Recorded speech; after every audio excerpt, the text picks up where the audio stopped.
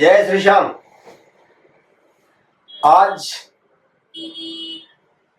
13/2025 में हमारे भारतवर्ष में इतनी भ्रांतियां, इतना भ्रम पैदा कर रहे हैं यूट्यूब में आकर के। हम किसी का नाम नहीं लेंगे, व्यक्ति विशेष नहीं कहेंगे, पर मेरा निवेदन है, जब जानकारी हो तब ज्यादा बोलो। जानकारी नहीं है तो यूट्यूब में अपना नंबर बनाने के लिए उनको ज्यादा लोग देख रहे हैं, केवल भ्रांति पैदा कर रहे हैं। मेरा निवेदन है कि हमारे भारतवर्ष में 13 और 14 तारीख को मार्च में होलिका में, इस दिन होली में किसी भी प्रकार का कोई चंद्र ग्रहण नहीं है। पहली सूचना तो यह है आपको। किसी भी गर्भवती बहन को, किसी भी प्रकार के शिशु बच्चे को, किसी को कोई किसी प्रकार का उपचार करने की जरूरत आपको नहीं। यह कहां पर है? यह है विदेशों में। विदेश में है कहां? उत्तरी अमेरिका, कनाडा, दक्षिण अफ्रीका, अर्थात विदेशों में देखा जाएगा। जिस प्रकार से यूरोप में है Britain, Italy, France, Germany, Ireland, Portugal, Spain, पूर्वी दक्षिण अमेरिका, पश्चिम अफ्रीका, यह जो है खंडग्रास के रूप में चंद्रास्त के समय दिखाई देगा। ऑस्ट्रेलिया, मेलबर्न, सिडनी, दक्षिण कोरिया, फिजी में इसका कुप्रभाव दिखाई देगा। कुप्रभाव माने हो गया, सब लोग राशि को मानते हैं, पर इसमें क्या होगा? मेष राशि, वृश्चिक राशि, मकर राशि, तुला राशि आदि व्याधि थोड़ी सी बढ़ेगी और कुछ नहीं होगा। आप लोगों से मेरा निवेदन है कि हमारे भारतवर्ष में जितने अपने को, अब हम व्याख्या ज्यादा नहीं करेंगे, पर निवेदन यही करेंगे कि हमारे भारतवर्ष में किसी प्रकार का कोई ग्रहण नहीं है। और जो झूठा बोल रहा है यूट्यूब में आकर के, उसे ज्यादातर लोग देख रहे हैं, और जो सत्य बोल रहा है उसको कोई नहीं देख रहा है। आप पहली बात हो गई कि अपने समीप मंदिर पे देखे, अगर मंदिर उस दिन बंद होगा होलिका के दिन 13-14 को, तो मान के चले पंडित जी ग्रहण पड़ रहा है।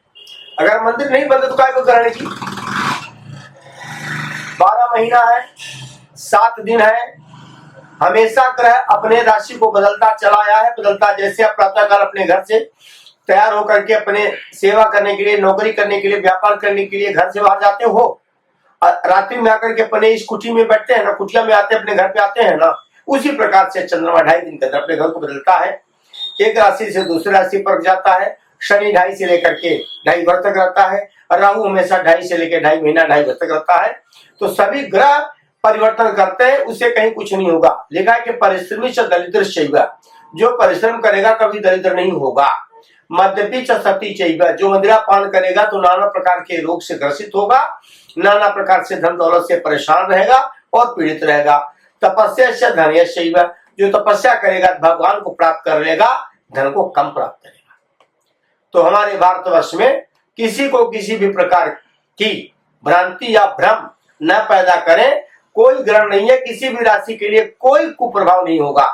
हमारे भारतवर्ष में सब सुख शांति समृद्धि की प्राप्ति की होगी। दूसरी बात हो गई, मैं पहले पीछे वीडियो में बोला हूं कि फरवरी से लेकर के जून तक या अक्टूबर तक आपके भारतवर्ष में धर्म को लेकर के, जाति को लेकर के, अपने अपने मजहब को लेकर के कुछ विवादें खड़े होंगे, पर सरकार इसको डील कर लेगी, किसी प्रकार की कोई आपत्ति नहीं आएगी। पर हम लोग आपस में होलिका दहन का प्रयोजन मतलब ये होता है कि होलिका माने हिरण्यकश्यप की बहन ने बोला था, मैं पूर्णिमा के दिन अपने भतीजों को लेकर के वो बैठूंगी प्रहलाद को और उसको मैं भस्म कर दूंगी। उसने मांगा था होलाष्टक 7 से 14 का है। 14 के बाद कोई होलाष्टक नहीं। शुभ काम करें, पुनीत काम करें।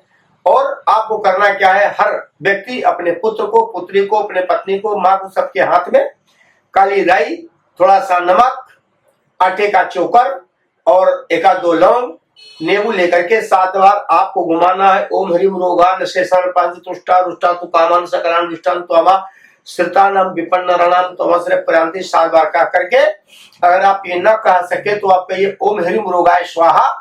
7 बार सर से घुमा करके उस होलिका में डालें और प्रेम से तापें और 7 परिक्रमा करें। सबसे होलिका का मतलब होलिका दहन, कि आप अपनी ईर्ष्या को, घमंड को, अहंकार को त्यागें। प्रेम, समाज में प्रीति प्रेम, एक एक की सहयोग, एक एक का मदद करना सीखें, जीव जंतुओं पर दया करना सीखो। होलिका दहन का मतलब यह होता है अत्याचार न करो, घमंड मत करो। इसके बाद आजकल फिर मैं देख रहा हूं ये क्या प्रथा हो रही कि होलिका दहन हो जाएगा तो लोग उसी समय जो वहां की लकड़ी, जली हुई लकड़ी, जला हुआ बांस लेके अपने घर जाते हैं। ये दरिद्रता मत पैदा करो। ये कहीं की परंपरा होगी होगी, पर कहा जाता है उसमें कोई नारी जली है तो नारी का जला हुआ सब अपने घर में नहीं रखना चाहिए।